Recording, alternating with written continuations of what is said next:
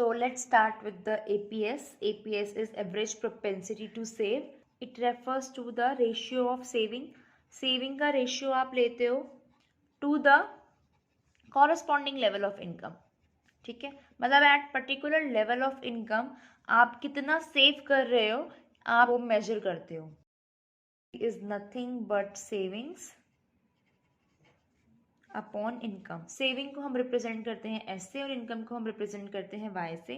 हमें पता है कि जो हमारी इनकम होती है या तो हम उसका पार्ट कंज्यूम करते हैं या फिर सेव करते हैं. मेजर चंक हम उसका कंज्यूम करते हैं and the rest is saved. एक एग्जांपल करते हैं.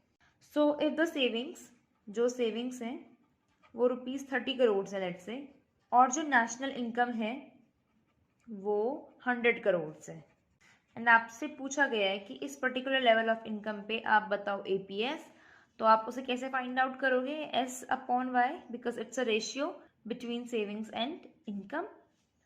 तो सेविंग है आपकी 30, ये है आपका 100, तो your answer would be 0.3. So you will say कि 30% of the income is saved.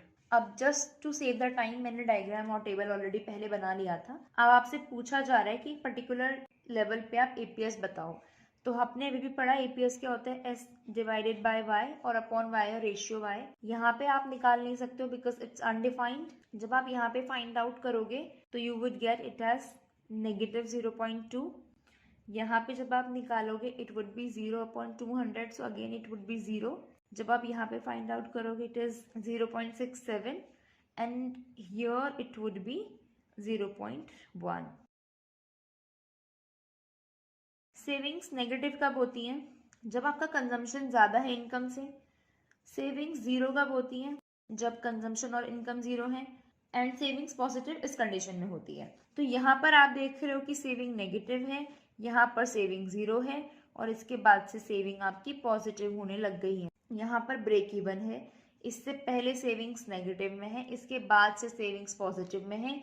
उसके कंडीशंस हम यहाँ पे ऑलरेडी मेंशन कर चुके हैं. Now the important observations. The first is APS can never B 1 और मोर देन 1.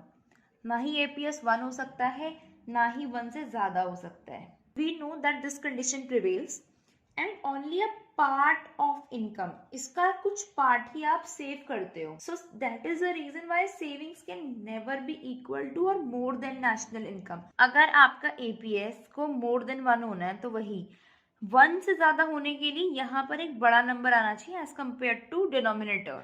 अगर डिनोमिनेटर 10 है तो यहाँ पे लेट सपोज 12 आना चाहिए, तभी ये 1 से ज्यादा होगा, which is not possible. Because अगर आपकी इनकम 10 है तो आप कैसे ज्यादा सेव कर सकते हो? Why it can never B 1?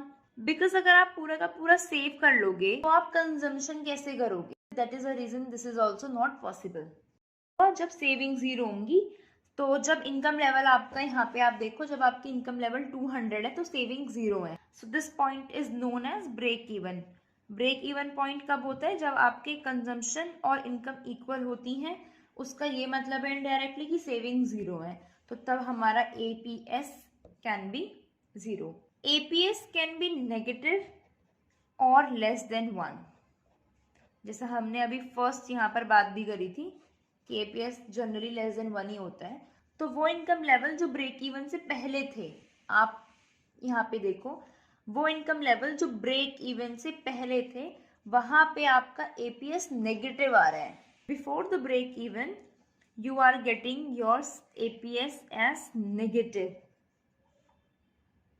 which means that there is dis savings in the economy.